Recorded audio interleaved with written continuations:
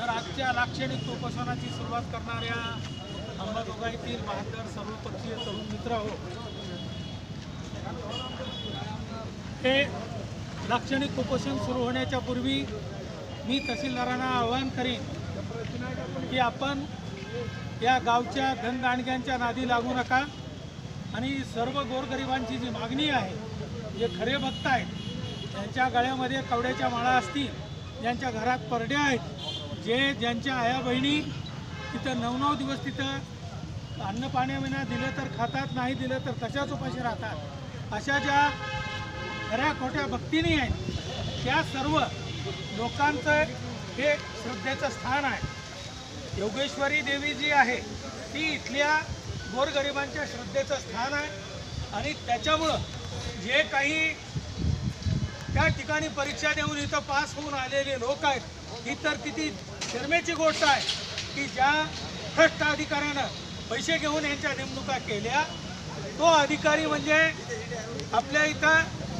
जी दारूबंदीचे अधिकारी आहेत त्यांच्यासारखा कधीच थोबाड त्यांचं दिसत नाही,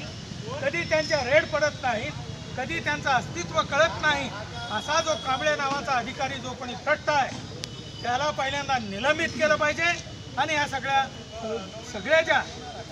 नेमणुका आहेत त्या सगळ्या रद्द झाल्या पाहिजेत. आणि पहिली मागणी आमची अशी आहे की जे गोंधळी आहेत, जे भोई लोक आहेत, पालखीला जे उचलतात, ते गेल्या हजारो वर्षापासून हे काम करतात, त्या लोकांचं प्रतिनिधित्व या देवल कमिटीमध्ये असणं आवश्यक आहे. आणि ह्या गावातले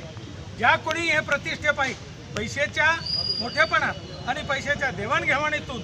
ही जी आईची देवल कमिटी जी भ्रष्ट करण्यात आलेली आहे तिला जर पवित्र करायचं असेल तर आपलं ते काम आहे की या लोकांना हकललं पाहिजे आणि सामान्य माणसाच्या तिथं नेमणुका झाल्या पाहिजेत. आणि तहसीलदाराला परत एकदा मी सांगू इच्छितो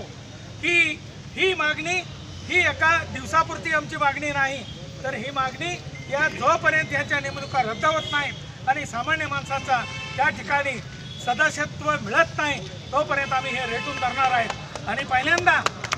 जे गोंधळी आहेत, जे भोई आहेत आणि जे कोणी अराधी आहेत यांच्या 3 नेमणुका पहिल्यांदा झाल्या पाहिजेत. नंतर या गावातले जे कोणी धनदांडगे असतील, जे कोणी प्रतिष्ठित स्वतःला समजत असतील, जे कधी देवाच्या दर्शनाला येत नाहीत. आता मी स्वतः सांगतो, आम्ही कधी दर्शनाला जात नाहीत, परंतु गोरगरिबांच्या हक्क जिथं अबाधित राहत नाहीत त्या हक्कासाठी लढण्याचं काम हे आपलं आहे आणि म्हणून आम्ही या ठिकाणी आलेलो आहोत. आणि म्हणून तुम्हाला सांगतो, तुम्ही धैर्यानं ही लढाई लढा, ही लढाई तुम्ही